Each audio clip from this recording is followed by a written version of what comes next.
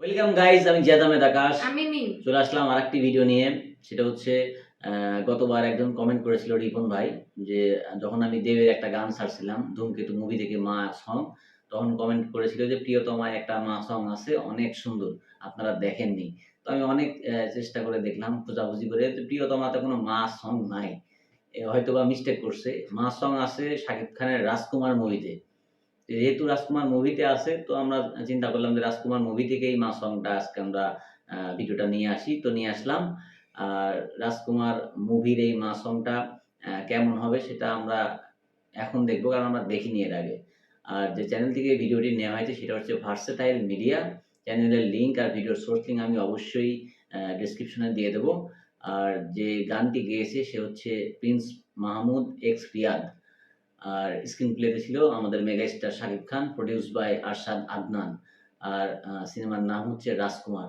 তো আসুন ভিডিও দেখা যাক, আর ভিডিও নিয়ে কথা বলবো ভিডিও লাস্টে গিয়ে।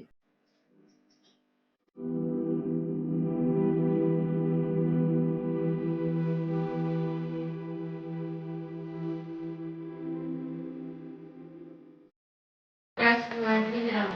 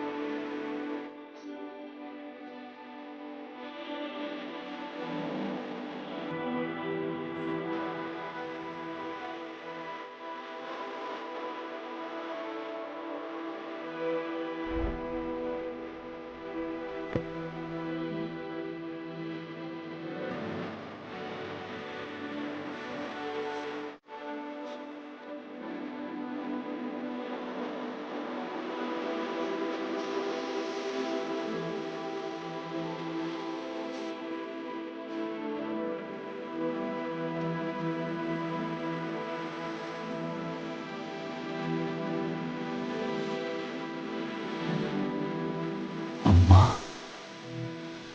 আমি আপনার রাজকুমার।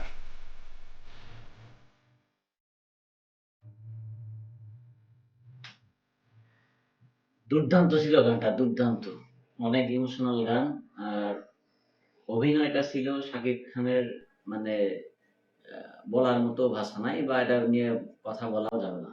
কারণ শাকিব খানের একটা জায়গার সিন আমি একটু আপনাদের দেখাবো, সেটা হচ্ছে এই জায়গাটাতে।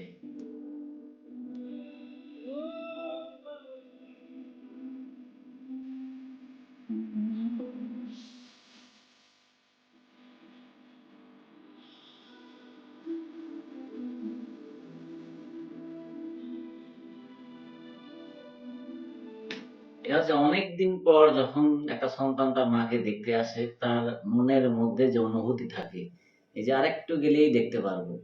আসলে এটা অনেক কষ্ট আছে বুকের মধ্যে, কিন্তু যে হাসিটা দিচ্ছে, এই হাসিটার মধ্যে সেটা বোঝা যাচ্ছে যে কতটা কষ্ট নিয়ে হাসিটা আসে। আর এটা এক ধরনের আনন্দের হাসিও বলা যেতে পারে, কারণ আরেকটু হলেই দেখতে পারবো, বা যে ছোটবেলায় যে বাসায় সে ছিল, সেই স্মৃতিগুলা যখন তার মাথার মধ্যে ঘুরতে থাকে, তখন এই যে ভালো লাগাটা কাজ করে, এই সময় এই ইমোশনটা আসে।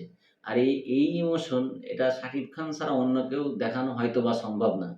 কারণ একটা মাস্টার ক্লাস অভিনয় করছে এখানে। আর এই অভিনয়ের তুলনা করা সম্ভবও না। আরেকটা জায়গায় দেখাচ্ছি দাঁড়ান।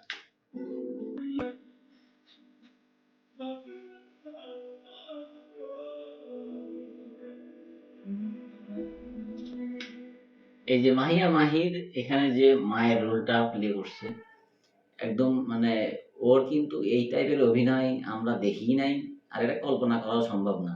আমরা সবসময় মাহিয়া মাহিকে দেখেছি চঞ্চল টাইপের অভিনয় করতে, ডিজে টাইপের অভিনয় করতে। কিন্তু একটা মায়ের রোলে এত সুন্দরভাবে ফুটায় উঠাইছে এই চরিত্রটা, এটা একেবারেই অসম্ভব আমার কাছে মনে হচ্ছে।